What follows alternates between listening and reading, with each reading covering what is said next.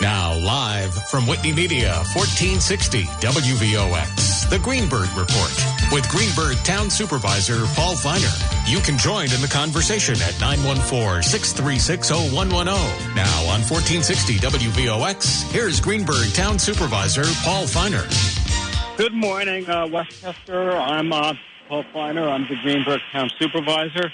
I'd like to begin by saying that Westchester Community College is very fortunate to have professors who really care.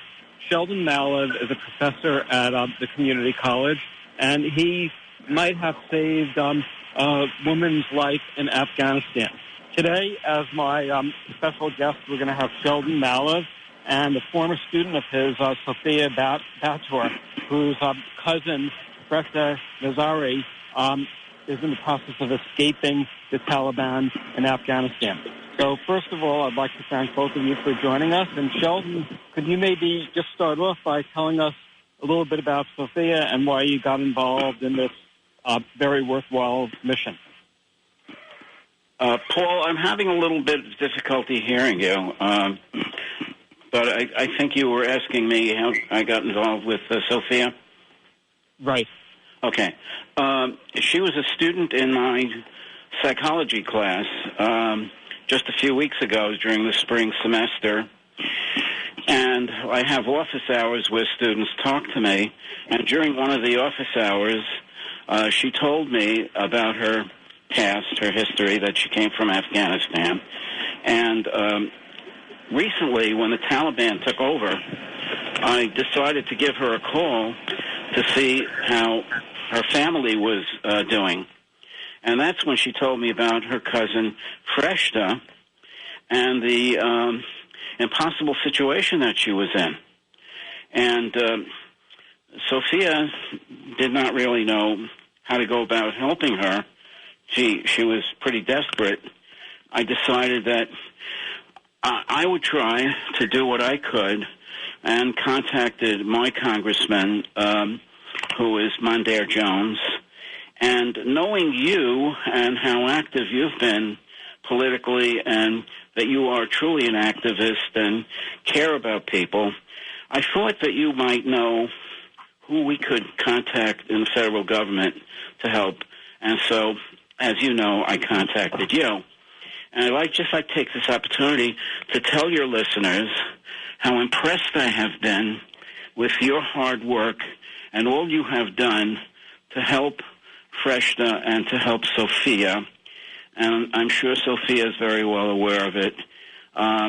You made countless calls, emails, stayed in touch with us, and didn't give up, even when things looked absolutely hopeless, and anyone else would have just thrown in the towel. So you proved yourself to be a fighter, as you have been in the past. And I think you helped rescue this young lady. Sophia, could you give us an update on what's happening to Freshta right now? Since Freshta left the airport, left the gate that she was trapped in the canal finally with the help of some government officials. She went inside the gate, and that's the last contact that we have from her. And we don't know at this time, since yesterday morning, we don't know where she is, where is her location. We don't know anything. I did contact with one of the person. Her name is Camila Gomez. She really worked a lot on her case. I contacted her, and she said she will follow up. So we are waiting an email from her.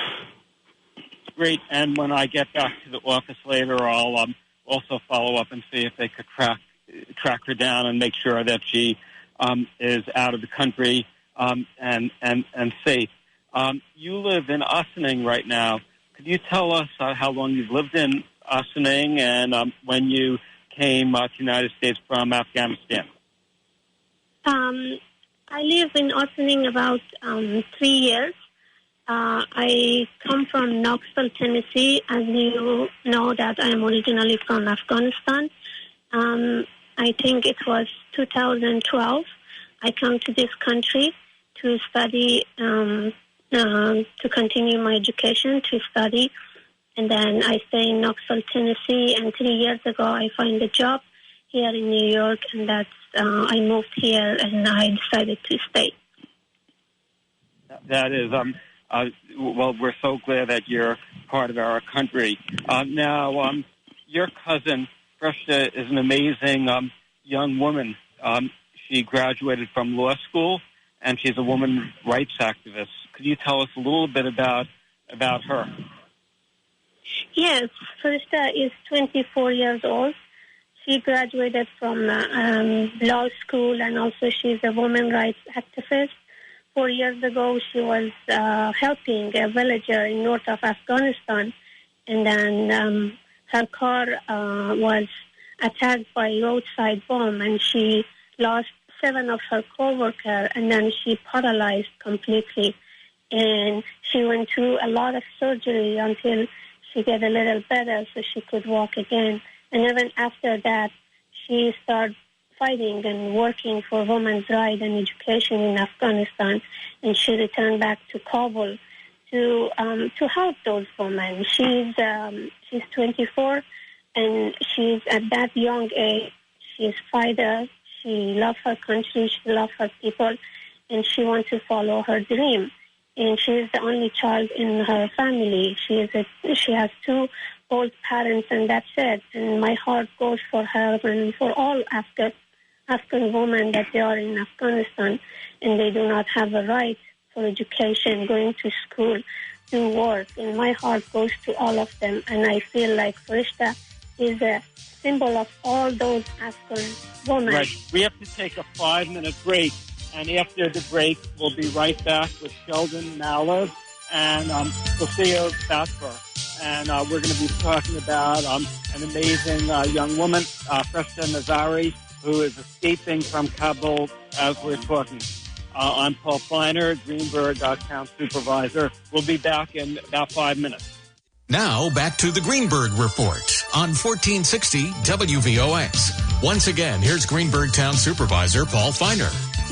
Good morning. I'm Paul Feiner, Greenberg Town Supervisor. We're talking with Sheldon, Malev, and Sophia, Bator. And Sheldon, could you tell us a little bit about some of the obstacles we faced during the past week? You've been in touch with Congressman Mondaire Jones, and maybe you could tell us a little bit about what the Congressman's office did to help make this escape successful.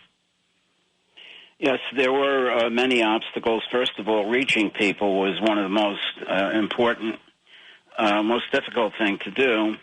And Congressman Jones's office replied right away.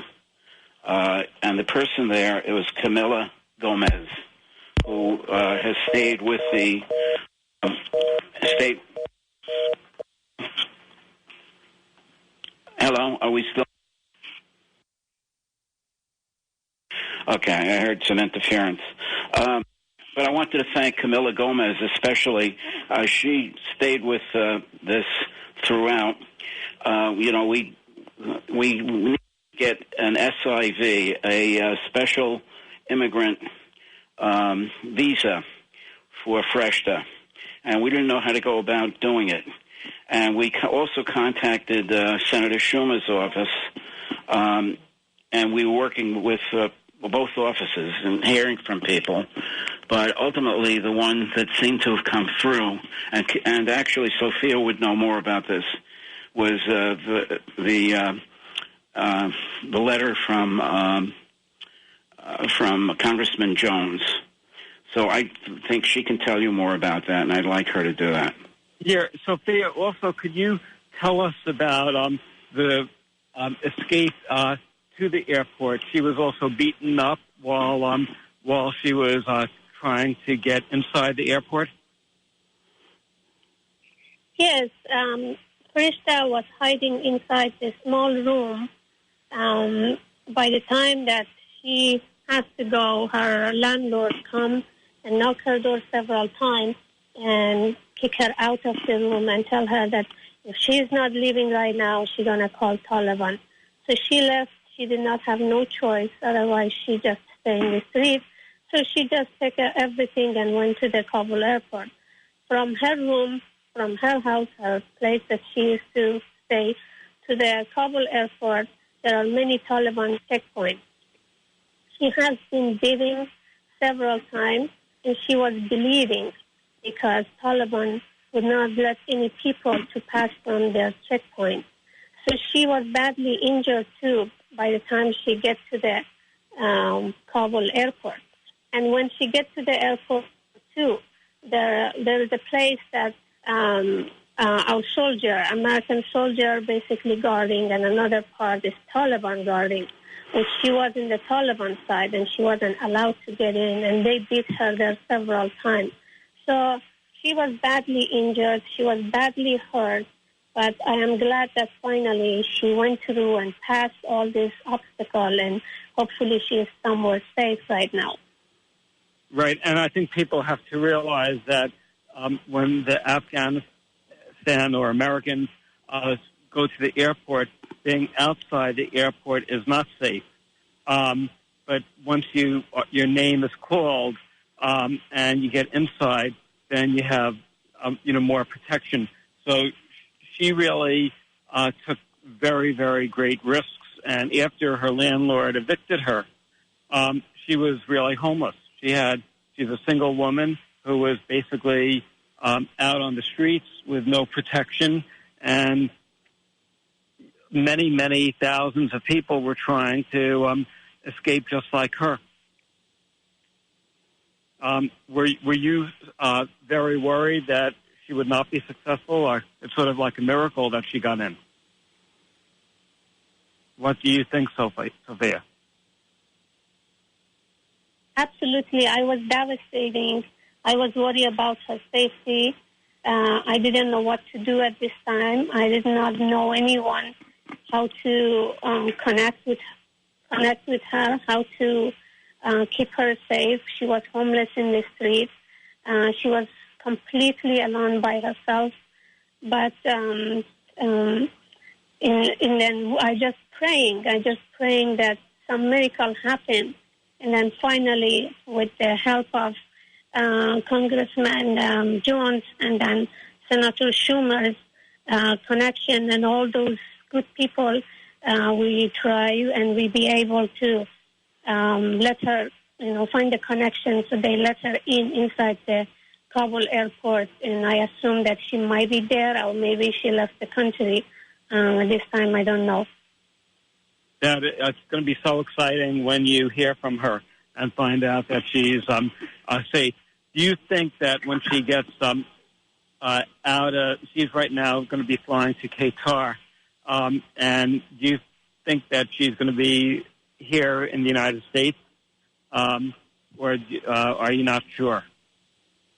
Well, I assume she might left the country, but at this time I am not sure. I don't know where is her location, but I assume she maybe go to the Qatar, American Air Base in Qatar. So I am not sure, and I can confirm that.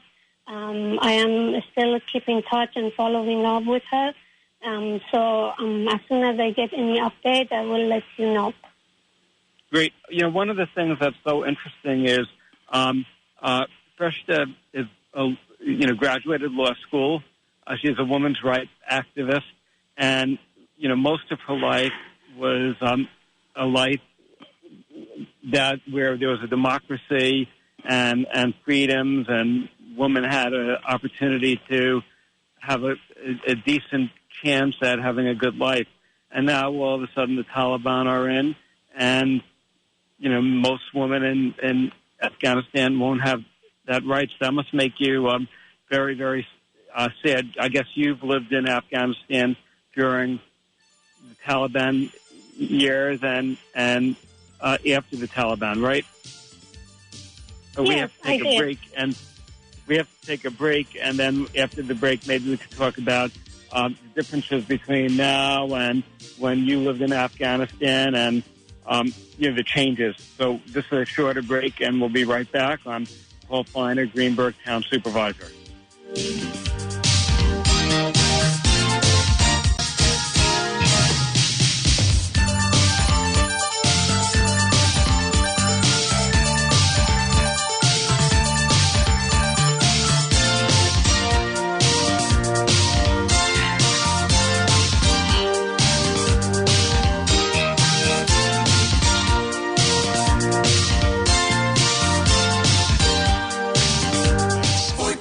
1460 WVOX. Now back to the Greenberg Report on 1460 WVOX. Once again, here's Greenberg Town Supervisor Paul Feiner. Good morning, Westchester. I'm Paul Feiner. I'm the Greenberg Town Supervisor, and we're continuing our discussion with Sheldon, Malev, and Sophia, Bator. And Sophia, could you tell us a little bit about life in Afghanistan during the Taliban and before and after? Well, unfortunately, the life in Afghanistan during the Taliban is very sad life. Women do not have a right to go to school. Women do not have a right to have education. They have to stay home. Even they are professionals, even they are a doctor, engineer, doesn't matter. They have to stay home. They have to, even if they want to go outside, they have to be with a male companion, brother, sister, brother, father, or family member.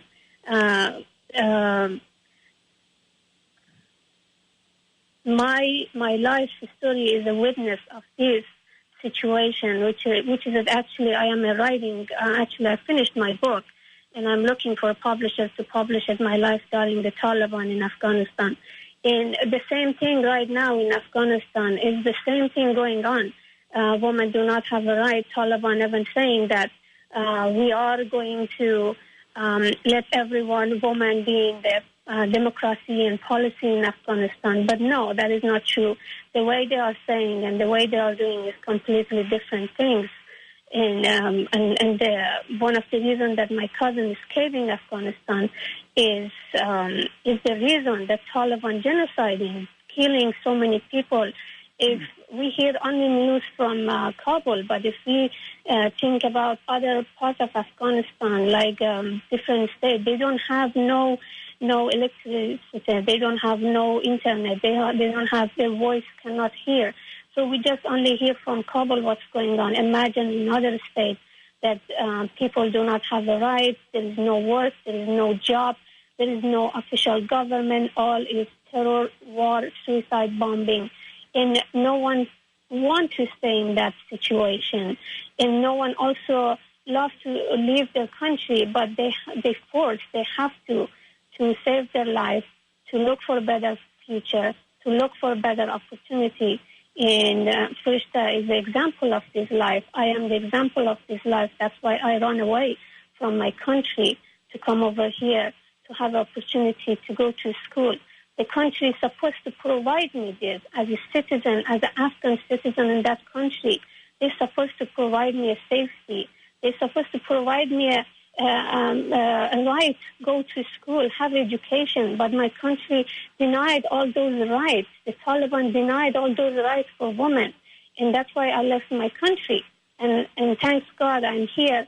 And I have a right to go to school, to have education, to follow my dream, and to be somebody and help others.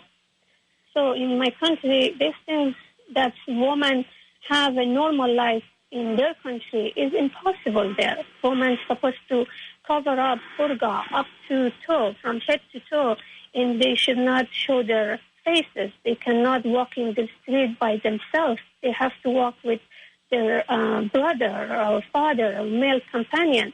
What's going to happen for those women? They don't have any male companion. What happened for those women? They lost their husband or son. What's going to happen for them? For those women who went to school and pursued their dream. In 20 years, America was in Afghanistan. We have a professional woman like Frishta. And right now, Taliban took over the country, and they cannot do anything. They have to stay home. How are they going to survive? How are they going to feed themselves? How are they going to feed their children? If their husband, if you look at Afghanistan situation, it's been in the war for a long time. So many women, they lost their husband, and they are a provider to feed their children.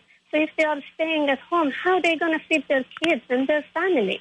So it's a crisis going on in Afghanistan. It was 20 years was the same, and this year, which Taliban completely took over the country, is the same thing. They cannot govern the country because Taliban, they have extreme mentality. That extreme mentality is not working for Afghanistan. Afghanistan is is a country of different ethnic groups, different tribal, each one speaking different language, each one have a different identity. So Afghanistan, if they want to create a country for all Afghans, you need to create a country that everyone be equal. Doesn't matter, male and female. Doesn't matter, like I am Hazara from Hazara community, minority of Afghanistan, with the Pashtun, with Tajik, with other ethnic groups. I should have an equal right.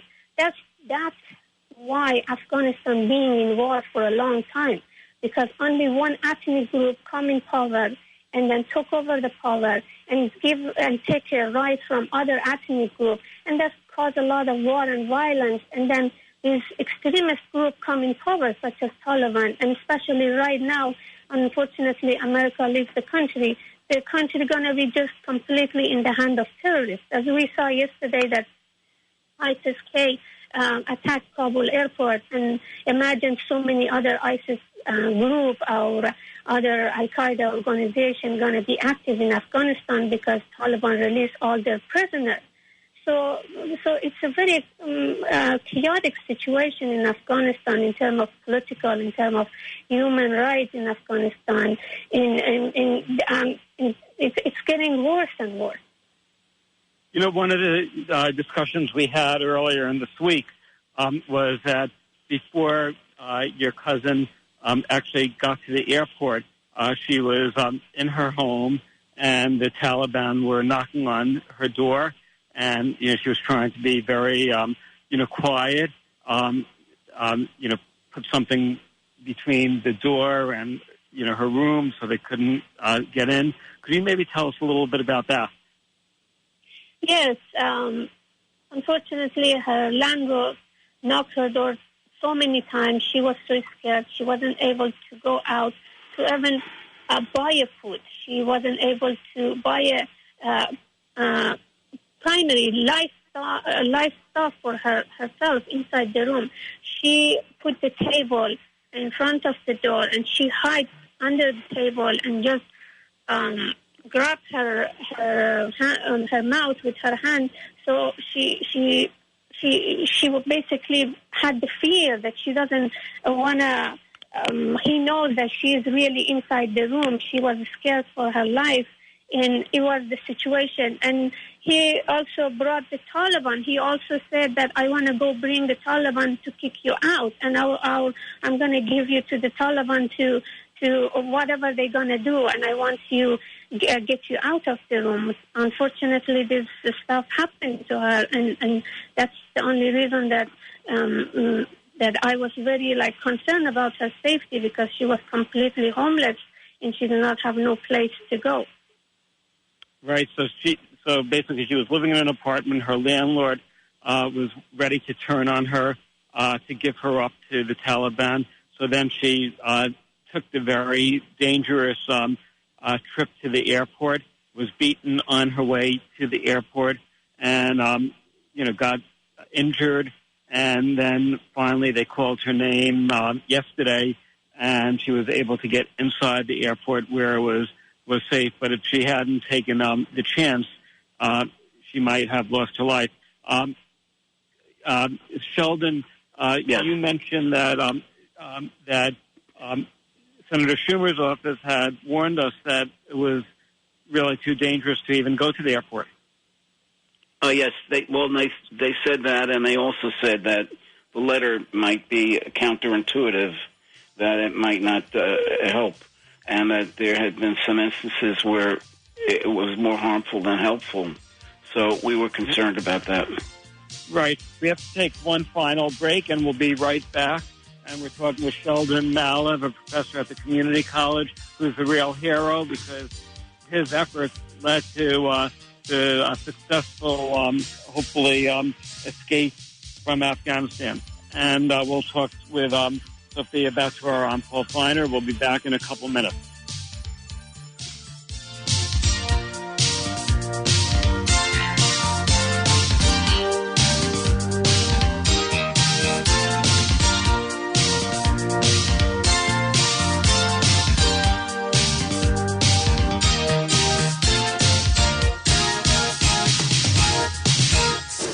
Now back to the Greenberg Report on 1460 WVOX. Once again, here's Greenberg Town Supervisor Paul Feiner.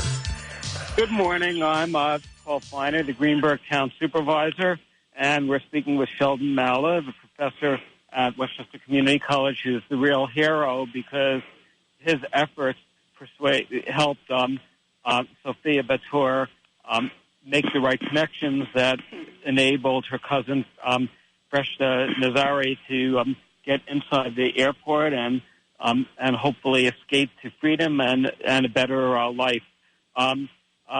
Sophia, when we were talking earlier in this week, you said you feared that if she did not leave the apartment and if she did not take the chance of getting to the airport, and if she was found by the Taliban, she could have been tortured, sexually abused, or killed if she got captured. Is that an exaggeration, or is that something that really could have happened? No, that really could happen for her because Taliban took a girl as young as 12 years old as their sex slave wives. So that could happen to her. She's a young 24 years old educated woman.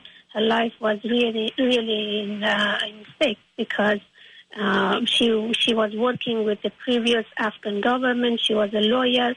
She was a women's rights activist. So that could something really happen. It's not exaggeration. Then that's right now currently in Afghanistan is happening for hundreds and thousands of other Afghan women in different parts of Afghanistan. Paul, can I interject for a minute? Sure. I would like to give Christian, Sophia's husband, a chance to have a word.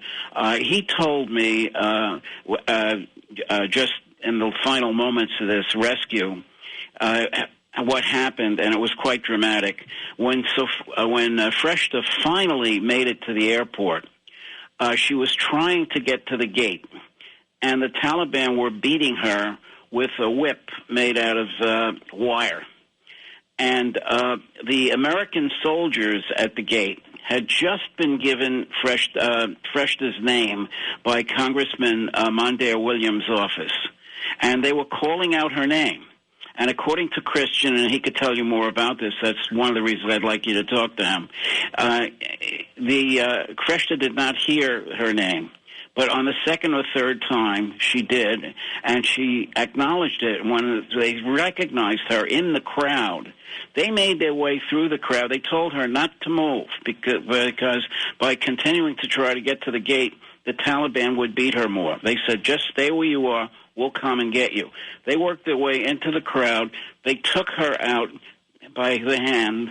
That's my understanding. But they were heroic in actually stopping the Taliban from beating her and rescuing her. So it's a very dramatic final ending. And the ending is not really here yet because we're not sure she got out of that airport. As far as we know, she might still be there. We hope that she made it on a flight. We haven't heard anything further for the past day. So I think there's some need to be concerned still. And again, I'll turn it back to you. So, Christian, are you on the line? Yes, good morning. Good morning, Paul. Good morning. My name is Christian. You elaborate, and you're originally from Ecuador. So can you tell us about your interest in helping Sophia's cousins? Yes, Paul, thanks for having me on your show. The situation in Afghanistan is just heartbreaking, devastating, tragic. It's for not just for Afghanistan, for U.S. forces, for U.S. officials, for the world. Yeah, first, she barely escaped in the middle of the night from where she was located in Kabul. And she was a brave woman that made all efforts and find all the ways in the small corners, alleys to get to the airport alone with no help. But thanks to God, she made it to the gate. And like the professor was saying, when she was at the gate, she was on a tunnel close to the Abbey Gate. which actually was attacked yesterday by bomb explosions. The Taliban will not allow her to go. She's disabled and she can barely walk, but she made all the effort to get to the gate among all those people crying for help. And she did try to make halfway, but they started beating her up, and she was bleeding. And one thing Sophia told me that she said that she was just using her scarf to wipe her blood out of her face. And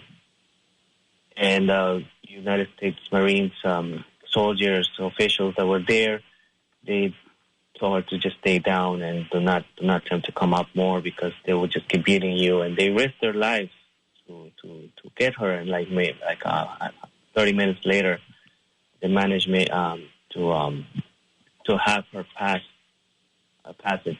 The situation over there is very, very hard, very chaotic. It's, life or death. And I'm just heartbroken for all the Afghan people. I'm heartbroken for our U.S. troops who are risking their lives there trying to save people. It's devastating. First, the story is it's just a fascinating story that she represents not just herself. She represents thousands of women in Afghanistan that are going through the same situation, and they are not as lucky as her right now to be in safety. It's just devastating. Me, as an Ecuadorian citizen living in Westchester County for many years, I've never lived through something like this, and we are people of solidarity too, and we are here to help Krista and anyone that needs our help. It's just right. I hope to meet her when she comes to the United States, and I want to organize a group of residents who could unofficially adopt her and help her find work, help her find housing, be supportive. So hopefully she could have good luck and a good life. Sheldon, you mentioned to me that this reminded you of Anne Frank. Yes. I kept thinking of Anne Frank as I was hearing reports about how Freshta was hiding in that room. She couldn't come out because even as she escaped onto the streets, the Taliban would have picked her up as a single woman without a man. And we just couldn't figure out any way to get her refuge. I asked if she could perhaps go to a church, a Christian church.